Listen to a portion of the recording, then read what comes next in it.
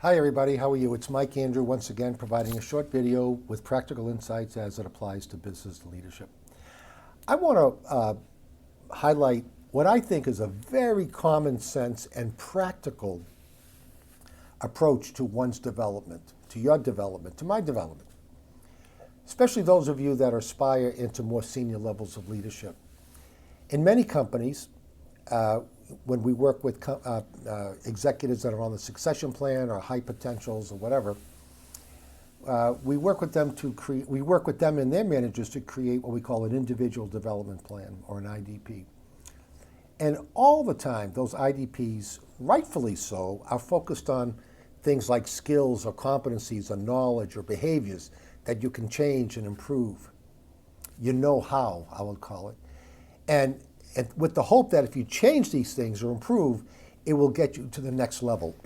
Now, it should, if you take your development plan seriously and you follow through on your agreed upon actions. But here's the thing, here's the common sense and practical approach. There's one part of development that is often left out, and I think it's probably even more critical than the know-how. It's the know-who, it's your relationships. Putting together a development plan that expands your network of relationships in the company. Why do I say this? Because the know-who is about relationships, right? And you all have heard of EQ, emotional intelligence.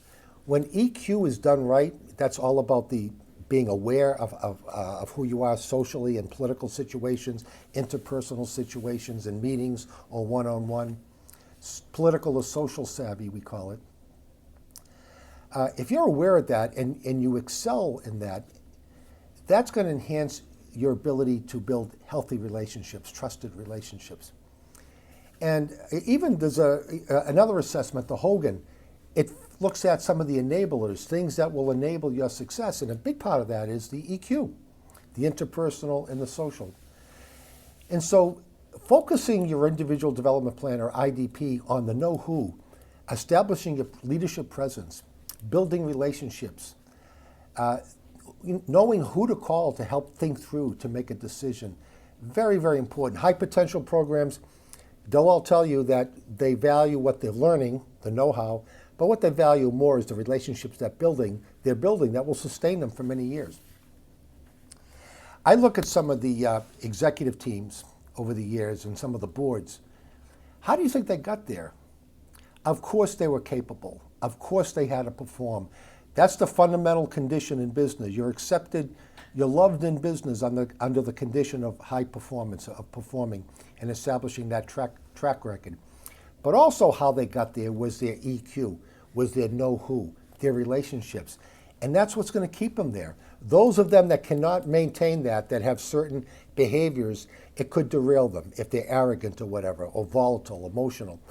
But it's the combination of establishing their track record of performance and results and maintaining very solid relationships. You know, I had an executive speak to me recently. He said, Mike, he was fairly new. He said, Mike, can you give me some advice? He was new to the company. Can you give me some advice, what I can do? And the first thing out of my mouth was, you were selected for a reason. People think very highly of you. You need to simply get out there and let people know who you are and how you think and how you act and what some of your plans are in this area. And that's exactly what he's doing. I had one person, very high potential, create an IDP, and she had me look at it and say, Mike, anything you could add on to this? And I was struggling. I'm like, gee, man, she's covering everything. Then it dawned on me, you know who, your relationships. Let people know who you are. You're young. Get out there. You got a great future. And that's what she's doing. That's what she's focusing on. When I had my business years ago, I had a consulting practice for 10 years. All the marketing phone calls in the world got me nowhere.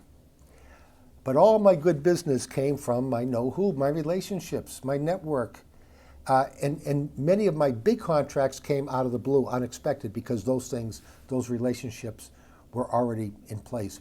So my main point here is, when you're looking at developing yourself, keep on looking, of course, the things around competency, skills, knowledge, behaviors. But improving those may or may not get you there. They most likely will get you there if you really pay attention and follow through on that development. But you'll definitely get there if you build those trust-based relationships. That's really important. So the condition is maintain a high level of achievement drive and results and performance. That's the condition in business. I'm going to bring this one up again. Always maintain integrity. Develop a reputation that you're one of integrity. And keep enhancing your EQ, emotional intelligence. All the studies say that's the primary determinant of success, not IQ. And keep building those relationships. Have those discussions. Let people know who you are. And remember a saying I used in a previous video: every time you speak, you are auditioning for leadership. Thank you for listening, and we'll see you next time.